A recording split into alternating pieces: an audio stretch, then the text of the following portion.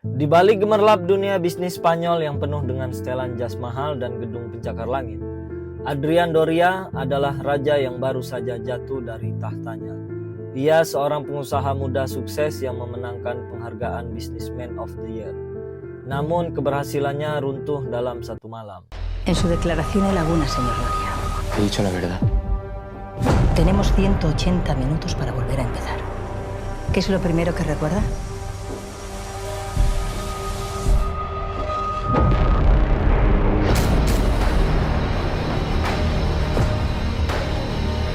Halo semuanya, gimana kabar kalian? Dimanapun kalian berada, semoga kalian diberi kesehatan, keselamatan, dan kemudahan. Kali ini kita akan membahas film berjudul The Invisible Guest, yang dalam bahasa Spanyol Contratiempo.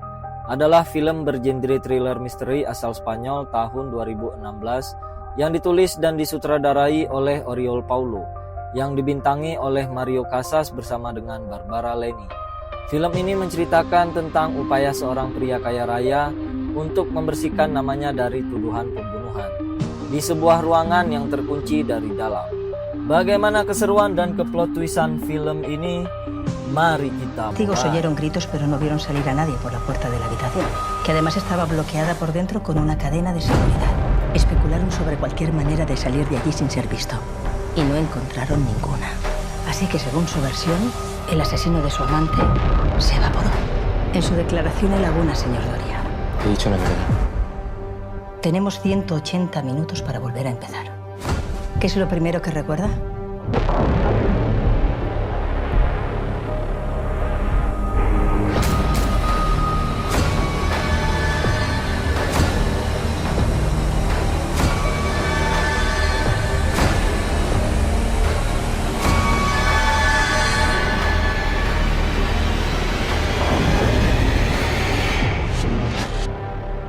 ¿Qué le sugiere este puzzle? ¿Qué le sugiero a usted?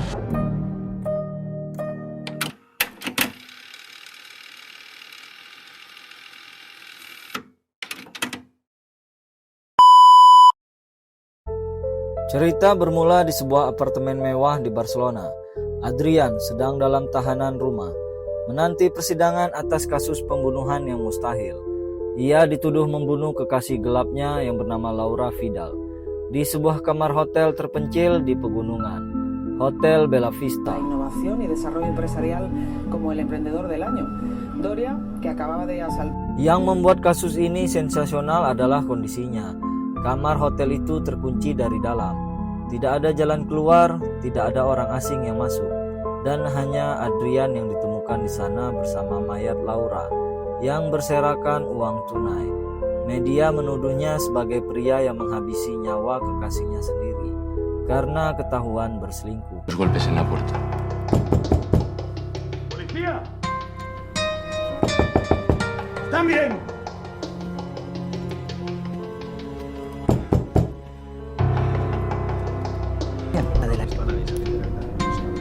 Que además estaba bloqueada por dentro con una cadena de seguridad. En el informe también consta que ninguna ventana pudo abrirse. Demi menyelamatkan hidupnya, Adrian menyewa Virginia Goodman, seorang pengacara veteran yang terkenal karena ketelitiannya. Ia belum pernah kalah dalam kasus apapun. Namun kali ini, Virginia hanya punya waktu 3 jam sebelum saksi kunci muncul di pengadilan untuk menghancurkan Adrian selamanya. La verdad. Tenemos 180 minutos para volver a empezar. Enamoró de mí. Y yo, para proteger mi matrimonio, intenté comprarla sin éxito, así que la maté. Pero es absurdo, es una trampa. ¿De quién? No lo sé. ¿Por qué? Di dalam ruang apartemen, Virginia mulai menginterogasi Adrian. Ia menuntut kebenaran. Adrian pun mulai bercerita, sebuah cerita yang penuh dengan retakan. Ia pun mengaku bahwa beberapa bulan yang lalu, ia dan Laura sempat melakukan perjalanan rahasia ke sebuah pondok di tengah hutan untuk mengakhiri perselingkuhan mereka. Tapi saat dalam perjalanan pulang, seekor rusa melompat ke tengah jalan. Adrian pun membanting setirnya, menyebabkan mobil mereka menabrak mobil lain yang dikemudikan oleh seorang pemuda bernama Daniel Garrido. Daniel pun tewas seketika. Ya, pero no se puede tener todo. Siempre hay que sacrificar algo.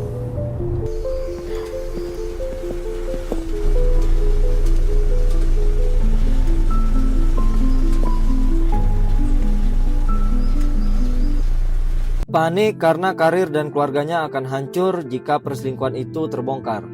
Laura meyakinkan Adrian untuk menutupinya. Adrian membuang mobil Daniel ke dalam danau, sementara Laura tetap berada di pinggir jalan untuk menunggu bantuan. Disitulah takdir mempermainkan mereka. Thomas Garrido, ayah Daniel, berhenti untuk membantu Laura. Tanpa curiga, ia membawa mobil Laura ke rumahnya untuk diperbaiki, tanpa menyadari bahwa pemilik mobil itu baru saja membunuh anaknya.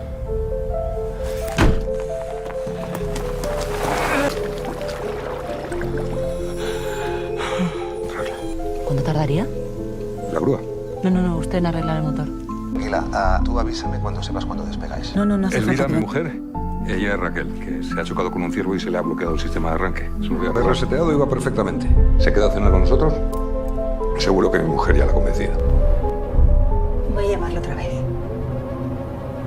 Virginia Goodman tidak membeli cerita Adrian begitu saja. Dengan dingin, ia membongkar setiap lubang dalam narasi Adrian.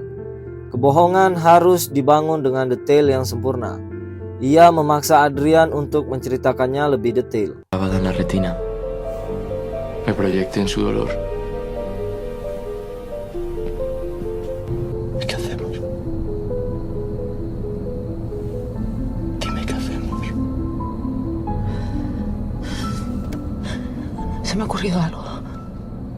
Di bawah tekanan, Adrian akhirnya mengakui bagian yang paling mengerikan. Saat ia hendak menenggelamkan mobil ke danau, ia mendengar suara ketukan dari bagasi. Ya, Daniel belum mati. Dia sadar dia terperangkap di dalam air. Dan Adrian, pengusaha sukses yang disegani, membiarkannya tenggelam demi menyelamatkan reputasinya sendiri.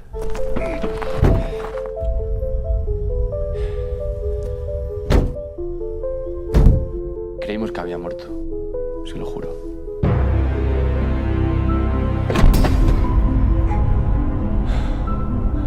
Laura lo había llevado todo tan lejos que no había vuelta atrás. Si la policía encontrara al chico, la autopsia me delataría. Tenía que asegurarme de que usted me ayudaría a evitarlo. Es mi deber ahorrarle la cárcel, pero no le salvaré de ser quien es. Basura, señor Doria, y va a tragarse que se lo diga porque me Escúchame, necesita. el chico ya estaba muerto sin estarlo. Tuve que decidir en una fracción de segundo. No se mienta más a sí mismo. Usted es un asesino. Me está poniendo a prueba otra vez, ¿verdad? Virginia kemudian mengusulkan rencana gila. Adrian harus mengaku bahwa dialah yang membunuh Laura. Tapi dengan narasi bahwa Laura adalah dalang dibalik semua rencana kejam tersebut. Adrian harus mengarahkan polisi ke danau tersebut agar bukti-bukti yang memberatkan Laura bisa ditemukan. No voy a permitir que su caso manche mi expediente el último día. A partir de ahora, haremos las cosas a mi manera. Y para eso tengo que estar segura de que no hay más cabos sueltos en su historia. ¿Pero qué pasaría si no hubiera Puedo sido? poner mi vida en sus manos, señora Goodman. No voy a permitir que su caso manche mi expediente el último día. A partir de ahora, haremos las cosas a mi manera. Y para eso tengo que estar segura de que no hay más cabos sueltos en su historia. ¿Pero qué pasaría si no hubiera sido? Adrian yang merasa telah berhasil meyakinkan Virginia menunjukkan peta lokasi danau tersebut. Ia merasa aman. Ia telah membeli pengacaranya dengan kejujurannya yang pahit. ¿Dónde lo sepultó? Fue aquí donde le sepulté. Setelah Virginia pergi, Adrian merasa lega. Namun keanehan mulai muncul. Ia memperhatikan pulpen yang diberikan Virginia tadi. Pulpen itu tidak biasa. Ia menyadari pulpen tersebut adalah alat perekam.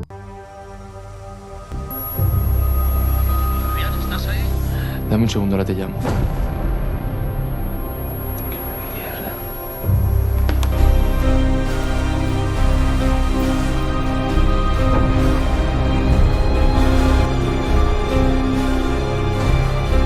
Ni habrá salvación sin su... Dengan jantung yang berdegup kencang, Adrian berjalan ke jendela apartemennya dan menatap gedung di seberang jalan. Ia melihat sebuah apartemen yang lampunya terang benderang. Di sana, seorang wanita tua yang tadinya tampak lemah dan memakai riasan wajah prostetik sedang melepas topengnya. Wanita itu adalah Elva, ibu dari Daniel Garrido.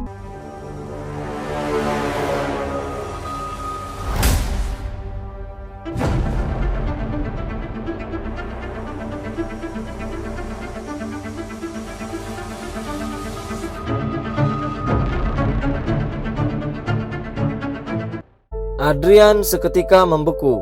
Virginia Goodman, yang selama ini duduk bersamanya, yang membongkar semua rahasianya, yang mencatat pengakuannya, dan yang mendapatkan lokasi danau tersebut, bukanlah pengacara, melainkan dia adalah ibu dari pria yang ia bunuh. ¿Dónde lo sepultó?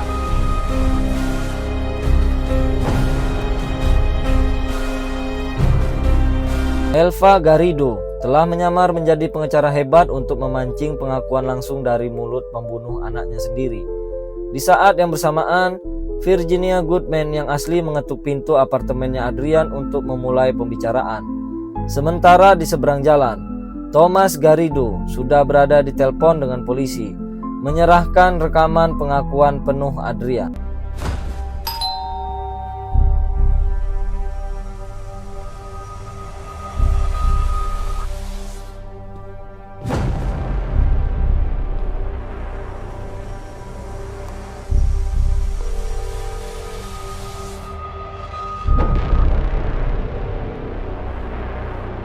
¿El señor Doria?